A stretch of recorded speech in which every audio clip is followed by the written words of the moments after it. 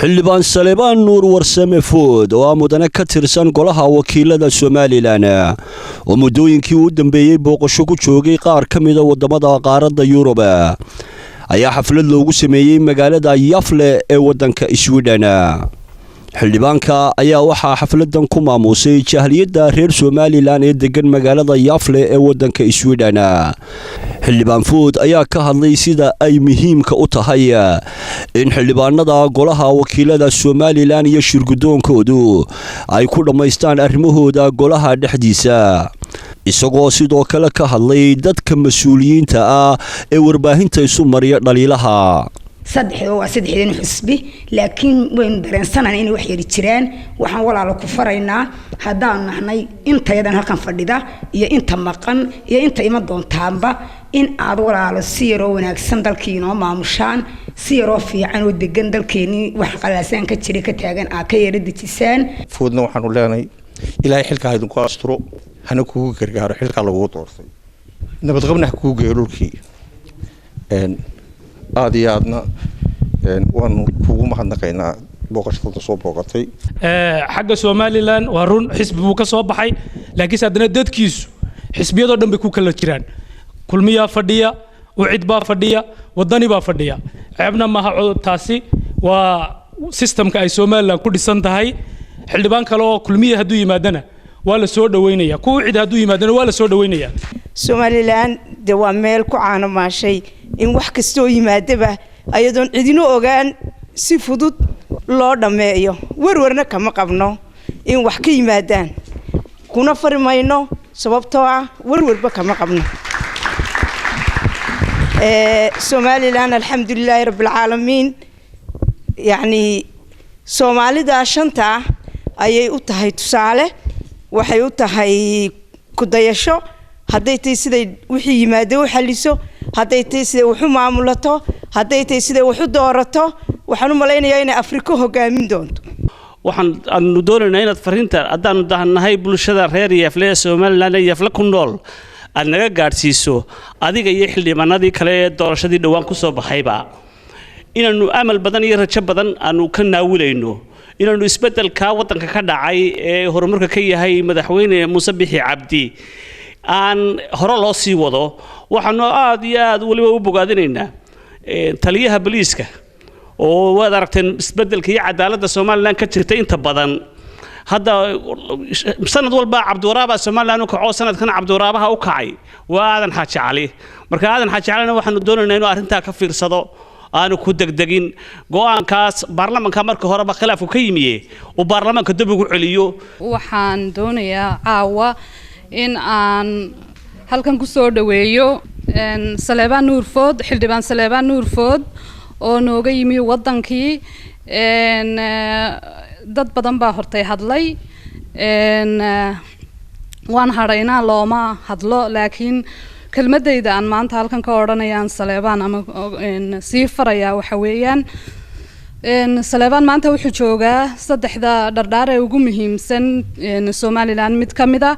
kaas oo ah xeer dejintii. waxa aanu anagu maadaama nahay qurba joog,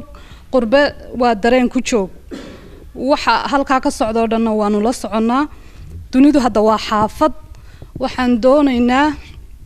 in uu golaha xeer dejintu noqdo golaha la xisaabtama fulinta iyo xildhibaankana waxaan leenahay soo dhawow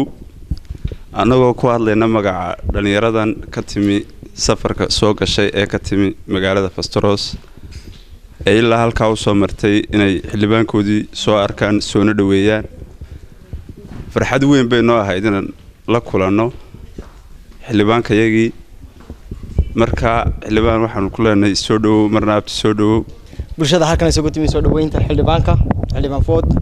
isna ilaahay waxaan uga baryaynaa inuu xilka loo igmaday ee bulshada Somaliland u dooratay inuu ilaahay u fududeeyo. xaggan waxaan ku soo dhaweynaynaa magaratay xildhibaankeena Food. markaas aniga oo ku hadlaya magaratay magacyada dhalinyarada Yafle waxaan leenahay xildhibaan soo dhawow. de horta waa halkan dad badan baa ka hadlay ana haray looma hadlo, laakiin maanta waaqaca Somaliland ka jira waa la socotaan waana ka wada dhareegsan tihiin in waxa weeye maanta golaha baarlamaanku oo aynu doornay sharci dejin dee waa golihii badbaadin lahaa qarankan halkaana kasii amba qaadi lahaa halkaa meel ka wanaagsanna dhigi lahaa markaa sidii dadkii hore u sheegeen xildhibaanka waxaan ku boorinayaa inay arrintaa khilaafka ka taagneed golaha baarlamaanka ee weliba iyadoon golihii lageyn dad xildhibaano qaar ay dibadda ula yaaceen in golaheedii lagu celiyo in golaheedii laga arrinsado in golaheedii lagu dhammeeyo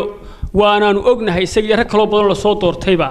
inay ku dhammayn doonaan hawshaas wadadii la marin jiray si sharcigu dhigayo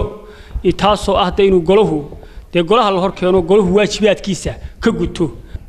waxa laga yaabo xoogay saxaafadda inaynu ku aragno xoogay warwara xagga baarlamaanka idinka hayo kale waxaan ogahay insha Allah inay khayr ku dhamaan doonto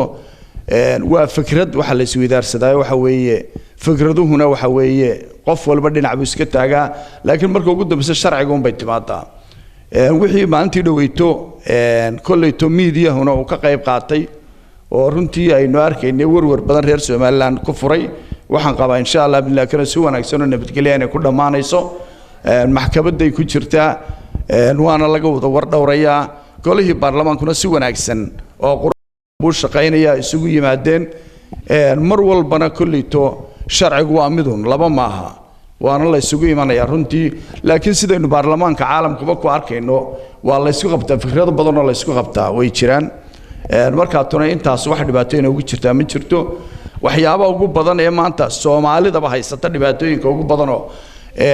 waxaad arkaysaa madax badan oo mas'uuliyad leh oo isu jawaabaysa waa waxyaabo ugu badan aad isleeyahay had iyo goor ama idinka waxa la yiraahdaa had iyo goor colaadi ninka fog bay dishaa marka dibadda joogtaan halkan oo kala joogtaan waxyaabo annaga nagu fudud gudaha iyaga ku fudud ama laba qof isugu jawaabaya laga yaabaa inay idinka idinla noqoto wax halis ah oo wadankii ka dhacaya taasina waxaan oran lahaa saxaafadda ugu soo jeedin lahaa anigoo chance ka faa'iideysanaya un kaybil walaalkeen barkhadinala joogo inay u turaan runtii waxyaabo badan ama ka waantoobaano waxaad arkaysaa dee mas'uuliyiin badan oo haddii masalan maalin dhaweyto waxa hadlayay mas'uul ka tirsan xisbiga wadani xirsi xaaji xasan baa hadlayay ilaa 3 mas'uul baa ka daba hadlay sideedaba waxaad moodaa saxaafaddu waqtigii iyo xilkii loogu talagalay inay dhaaftay in badan ay dhaaftay waliba kuwa gudaha ku jira marka la soo qaato waxaan leeyahay kolleeto iyagana madaxda ku boorinaya inay iska daayaan oo dadka shacabka ay mas'uuliyad ay hayaan iyo hadalka ay media la soo tageen noqdo mid qurux badan oo aanay isugu jawaabin barkhad cabdilaahi maxamed Home Cable TV magaalada Yafle ee wadanka Sweden